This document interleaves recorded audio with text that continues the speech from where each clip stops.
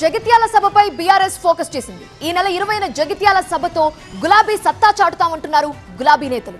మరోవైపు బీఆర్ఎస్ ఏ యాత్ర అని పేరు పెట్టుకున్న జగిత్యాలలో కాంగ్రెస్ దే విజయం అంటున్నారు ఆ పార్టీ నేతలు. ఈ నెల 20న జగిత్యాలలో బీఆర్ఎస్ భారీ బహిరంగ సభ నిర్వహించనుంది. గులాబీ బాస్ కేసీఆర్ సమక్షంలో బీఆర్ఎస్ జెండా కప్పుకోనున్నారు మాజీ మంత్రి జీవన్ రెడ్డి.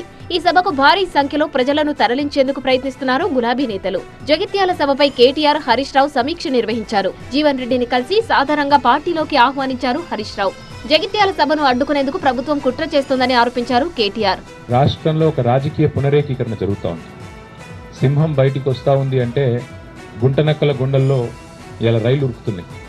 కేసీఆర్ గారు ఒక సంవత్సరం తర్వాత ఒక బహిరంగ సభకు వస్తున్నారంటే ఎన్నో రకాల కుట్రలకి కుతంత్రాలకి తెరలేపి కాంగ్రెస్ ప్రభుత్వం జగిత్యాలలో జరగబోతున్న జైత్రయాత్రను అడ్డుకునే ఒక చిల్లర ప్రయత్నం చేస్తూ ఉంది. కాంగ్రెస్ నేతలు విశాలంగా ఆలోచించడం లేదన్నారు కేటీఆర్. ఎంత సిల్లీ పాలిటిక్స్ అంటే కేసీఆర్ గారు ఇక్కడికి వస్తున్నారంటే ముఖ్యమంత్రి గారు మేడిగడ్డ కోతారట. 2.5 ఏళ్లకెళ్లి మేడిగడ్డ కోయేందుకు ముఖ్యమంత్రికి టైం లేకుండే. సభకు ప్రజలు రాకుండా రోడ్లను తవ్వడమేంటని ప్రశ్నించారు బీఆర్ఎస్ నేతలు.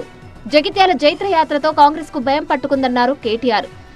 మాట్లాడితే జగిత్యాల నుంచే మళ్ళీ బీఆర్ఎస్ జైత్రయాత్ర మొదలైతుంది, దండయాత్ర మొదలైతుంది. రేవంత్ రెడ్డికి భరతం పట్టడానికి తెలంగాణ ప్రజలు మరి రంగం సిద్ధం చేసినారని ఒక వాతావరణం వస్తుందని ఆయనకు భయం పట్టుకుంది. జీవన్ రెడ్డి చేరికతో బీఆర్ఎస్ జైత్రయాత్ర నిర్వహించలేదన్నారు మంత్రి అడ్లూరి లక్ష్మణ్. వచ్చే ఎన్నికల్లోనూ కాంగ్రెస్ పార్టీదే అధికారమన్నారు. అభివృద్ధి విషయంలో మీరు అన్ని విధాలన్నీ అభివృద్ధి చేస్తా అని చెప్పి మా జిల్లా కాంగ్రెస్ అధ్యక్షుడు జగిత్యాల ప్రజల పక్షాన్ని అడిగితే వారు మాటిచ్చిండు, నేను జగిత్యాల జిల్లాకు వస్తా అని చెప్పిండు. తాపత్రయం అంతా వెళ్ళి ప్రజలు అనేది ఏదైనా గమనిస్తారండి. మాకేం ఇబ్బంది అభ్యంతరం లేదు. 10 సంవత్సరాలు ప్రతిపక్షంలో ఉన్నాం. ఇలా అప్పుల రాష్ట్రాన్ని అప్పచెప్పినా మీరు చేసిన అప్పులకు వడ్డీలు కట్టుకుంటా, మీరు చేసిన పాపాలకు ఒక విధంగా ప్రాణాన్ని అడ్డం పెట్టుకొని ప్రభుత్వాన్ని నడిపించుకుంటా ప్రజలకు సంక్షేమ కార్యక్రమం అమలు చేసే విధంగా మేము ఈరోజు ముందుకు పోతున్నాం కాబట్టి మాకు నమ్మకం. జగిత్యాల అభివృద్ధి కాంగ్రెస్ తోనే సాధ్యమన్నారు మంత్రి అడ్లూరి లక్ష్మణ్.